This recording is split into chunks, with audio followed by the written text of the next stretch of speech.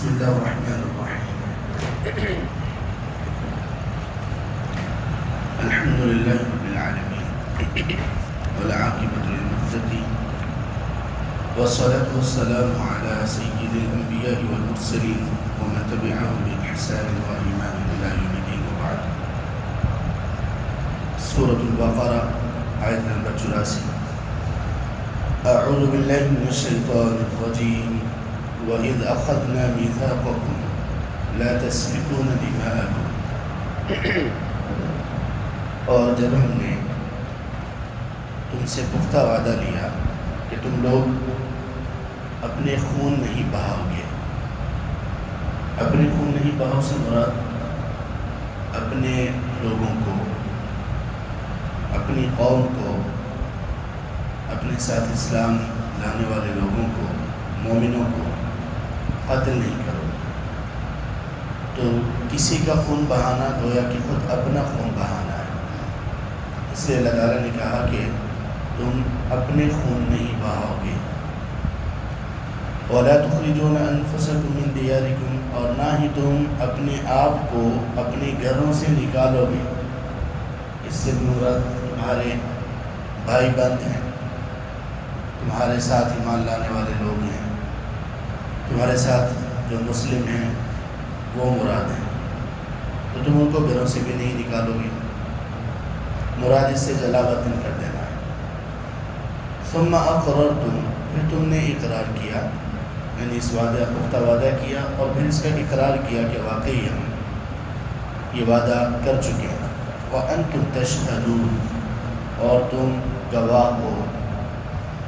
یعنی یہ ایسا وعدہ ہے کہ تم اس سے مکرتے بھی نہیں، تم کہتے ہو کہ ہاں ہم نے یہ وعدہ کر رکھا تھا.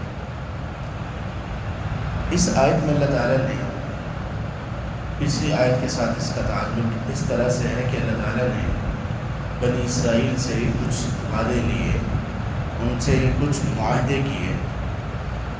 معاہدے کا مطلب یہ تھا کہ ان سے یہ کہا گیا کہ جب تم اللہ تبارک و تعالیٰ پر ایمان لاتے ہو اور موسیٰ علیہ السلام کو رسول مانتے ہو تو پھر عہد کرو کہ یہ کام کرو گے اور یہ کام نہیں کرو گے.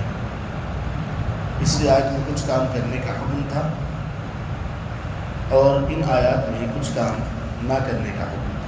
پچھلی آیت میں بھی کچھ نہ کرنے کا بھی حکم تھا، جیسے لا تعبدون الا اللہ، اللہ کے سوا کسی کی عبادت نہیں کرو. اس کے علاوہ اللہ تعالیٰ نے ان کو 4 چیزوں کا حکم دیا. 2 چیزیں اس آیت میں گزری ابھی جو ہم نے پڑھی. ایک یہ کہ تم اپنے ہی بندوں کو قتل نہیں کرو گے، آپس میں خون خرابہ، قتل و غارت گری یہ نہیں کرو گے.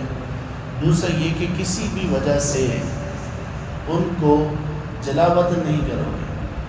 اپنے بنی اسرائیل کے لوگوں کو اپنے وطن سے، اپنے شہر سے، اپنی آبادی سے نہیں نکالو گے.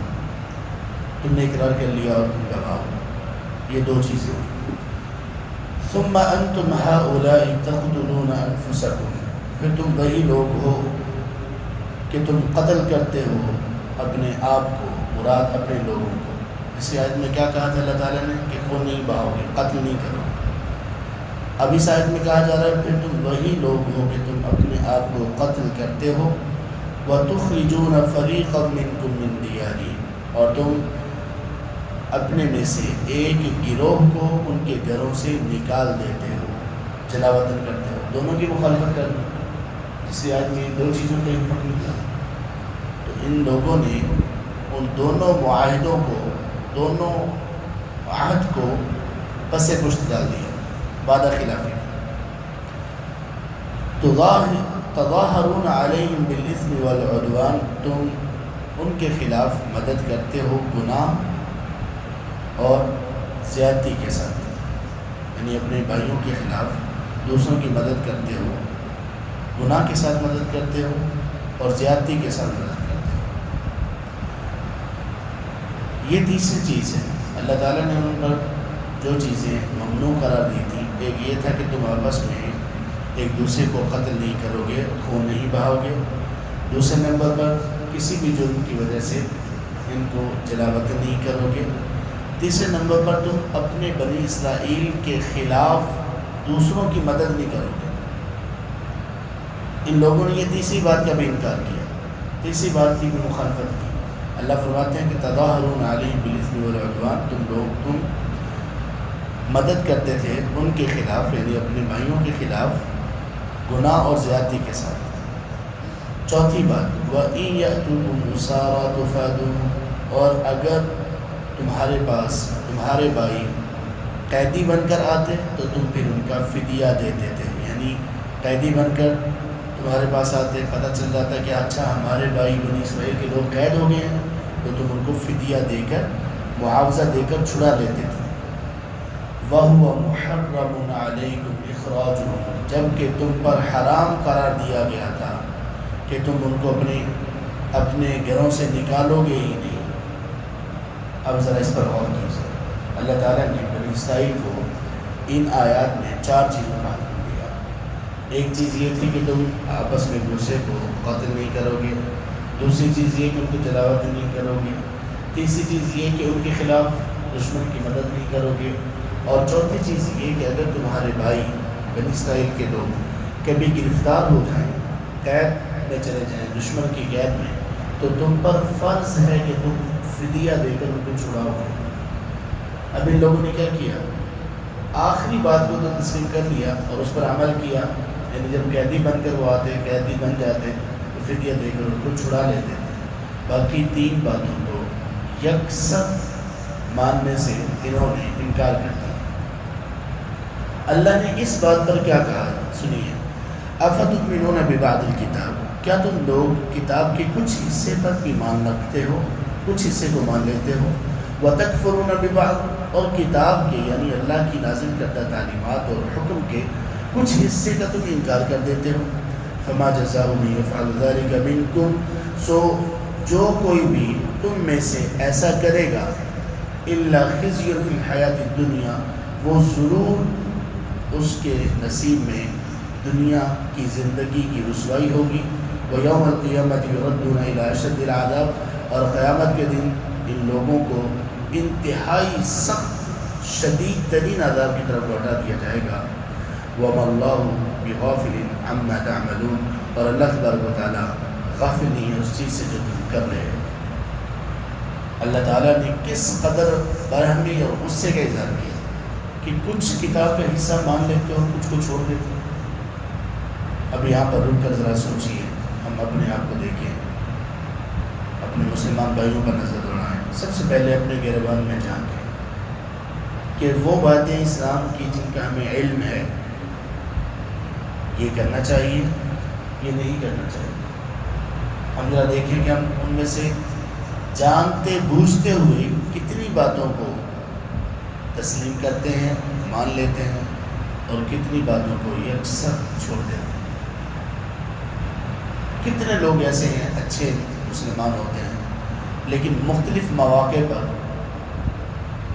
تلاش کرنے سے بھی اسلام نظر نہیں آتا۔ شادی بیاہ کے موقع پر اکثر ایسا ہوتا ہے کہ بڑے سارے لوگ، بہت سارے لوگ اللہ اور اس کے رسول کی مخالفت پر اتراتے ہیں صلی اللہ علیہ وسلم، حالانکہ ان کو معلوم ہے کہ یہ ٹھیک نہیں۔ اگر ان سے کہا بھی جاتا ہے کہ آپ کے یہاں یہ گانا بجانا، میوزک اور ناچ گانا یہ سب کچھ چل رہا ہے، اس کو نہیں ہونا چاہیے، تو وہ کہتے ہیں ہاں معلوم تو ہے ہمیں، لیکن خوشی ہے، خوشی کا وقت ہے، لوگ کیا کہیں گے یا لوگ میری بات نہیں مانیں گے، بس چل جاتا ہے، مجھے بھی معلوم یہ ٹھیک نہیں۔ کتنے لوگ ہیں جو سود کے ساتھ انوالو ہیں، کتنے لوگ ایسے ہیں جو اللہ تبارک و تعالیٰ کی حرام کردہ چیزوں کا ارتکاب کر رہے ہیں، کتنے لوگ ایسے ہیں جو اللہ کی فرض کردہ چیزوں کو جانتے بوجھتے ہوئے نہیں ان پر عمل پیرا ہو۔ بڑے بڑے دیندار لوگوں کی دینداری ختم ہو جاتی ہے اس بات پر جب وراثت کی تقسیم کا موقع آتا ہے، بہنوں کو حصہ نہ دینا، بھائیوں میں سے کچھ بھائیوں کو حصے سے محروم کر دینا، یہ عام سرکشیاں اور عام بغاوتیں ہیں مسلمانوں کی جو وہ لوگ کرتے ہیں۔ سال ہر سال گزر جاتے ہیں، وراثتیں تقسیم نہیں ہوتی، تقسیم کرنے کے لیے تیار نہیں۔ وراثت کا مطلب ہے کہ پوری اولاد کا یہ جن کو حصہ ملے گا ان سب کا اس میں حق ہے، لیکن چند لوگ اس حق کو استعمال کر رہے ہوتے ہیں اور دوسرے لوگوں کو بالکل محروم رکھا ہوتا ہے۔ تو دیکھیے اللہ تعالیٰ نے کہا کہ تم لوگ کتاب کے کچھ حصے کو مانتے ہو، کچھ حصے کا انکار کر دیتے ہو۔ جیسے یہ 4 حکم پیچھے اللہ نے دیے، اب دیکھیں انہوں نے 3 احکامات کو ماننے سے انکار کر دیا، ان کی مخالفت کی، اور ایک حکم مانا۔ اللہ نے کہا کہ کچھ کتاب کا حصہ کچھ احکامات پر عمل کر لیتے، کچھ چھوڑ دیتے۔ پھر اللہ نے کہا جو کوئی بھی یہ کرے گا فما جزاء من يفعل ذلك منکم، تم میں سے بھی، یہ امت محمد کے لیے بھی ہے صلی اللہ علیہ وسلم، تم میں سے کوئی بھی ایسا کرے گا تو کیا ہوگا؟ اس کو ضرور لازمی طور پر اس دنیا میں رسوائی کا سامنا کرنا پڑے گا، اور قیامت کے دن تو اس کو انتہائی سخت اور شدید عذاب کی طرف لوٹا دیا جائے گا۔ اللہ بھی اس بات پہ بڑا غصہ ہے۔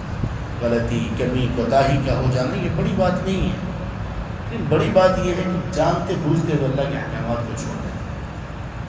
اللہ کا حکم ہو کہ یہ کرو، انسان اپنی انا، اپنی عزت، اپنی بلندی، میں ایسا ہوں، مجھے یہ کہا گیا، میں کیوں کروں، اس کی وجہ سے وہ دین کے احکامات کو اگر چھوڑ دیتا ہے، واضح اللہ اور اس کے رسول کے احکامات کو چھوڑ دیتا ہے، لوگوں کی مخالفت کی وجہ سے اللہ کے صریح حکم کو چھوڑ دیتا ہے، تو یہ بندہ اسلام، مومن اور مسلمانوں کے وصف پر نہیں ہے۔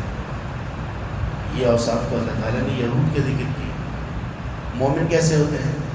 مومنوں کا ہمیشہ یہ کہنا ہوتا ہے سمعنا و اطعنا، اے اللہ ہم نے سن لیا، مان بھی لیا۔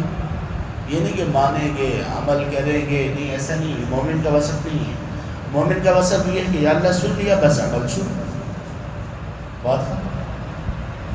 اللہ ہمیں ایسا ایمان والا بنا دے، اور اللہ تبارک تعالیٰ ہمیں دین کے کچھ حصے کو ماننے اور کچھ کو چھوڑنے، کچھ پر عمل کرنے اور کچھ پر عمل نہ کرنے سے بچائے، اور اللہ ہمیں مکمل طور پر اسلام میں داخل ہونے کی توفیق نصیب کر دے۔